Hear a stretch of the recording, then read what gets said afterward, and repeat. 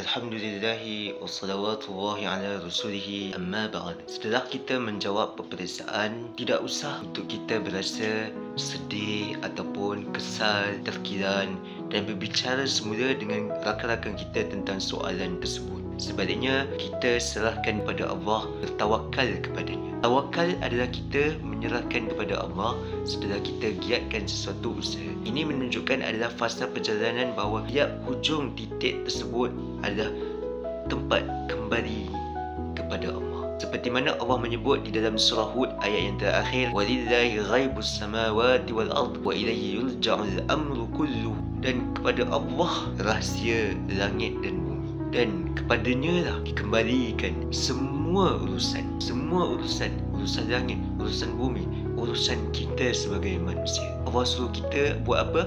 Kita fa'buduhu wa tawakkal alaihi. Sembahlah Allah dan bertawakallah kepada Allah. Kembalikanlah urusan itu kepada genggaman kuasa Allah. Wa ma rabbuka bighafilin amma ta'malun. Dan Tuhanmu tidak lalai dengan apa yang telah kalian kerjakan. Apa yang telah kita usahakan itu, iaitu kita menimba ilmu itu, sebenarnya Allah tidak lalai dengan kita. Masa kita dah selesai jawab, kita tak sempat habiskan pun ni. Maknanya itu bukan rezeki kita. Bukan rezeki kita daripada sudut markah peperiksaan itu.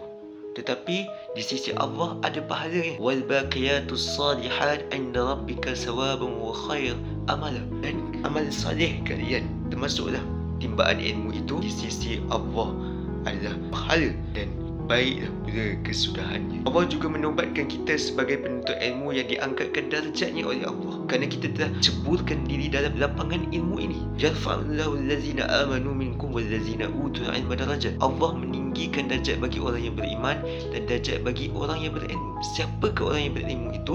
Orang berilmu itu adalah kita.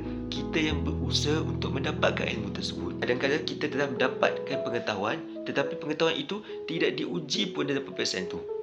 Kita dah baca tapi tak disoal pun dalam peperiksaan itu. Itu pun melibatkan rezeki juga. Adakah bererti kamu dungu, jahil? Tidak. Maknanya sebenarnya markah yang diberikan setelah kita menjawab peperiksaan itu bukanlah ukuran sebenar. Rezeki Allah dalam beraneka jalan, dalam jalur yang rencam. Tapi di sisi Allah, kebaikan bagi Allah itu ada.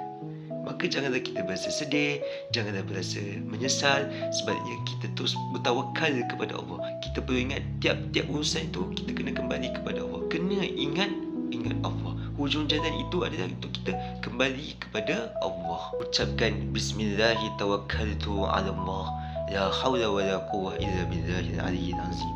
Dengan nama Allah, aku bertawakal ke atasnya. Tidak ada daya, tidak ada qudrat, melainkan dengan izin, dengan kuasa Allah yang maha tinggi, yang maha agung. Rabbana alaika tawakkalna. Wahai Tuhan kami, ke atas dikau kami bertawakal. Wa ilaika anabna wa ilaikal masir. Dan kepadamu, kepada dikau lah tempat kembali. Fokus benda yang berada di hadapan. Teruskan mengorak langkah, membina tamadun, membina agama kerana Allah dan agamanya. Wassalamualaikum warahmatullahi wabarakatuh.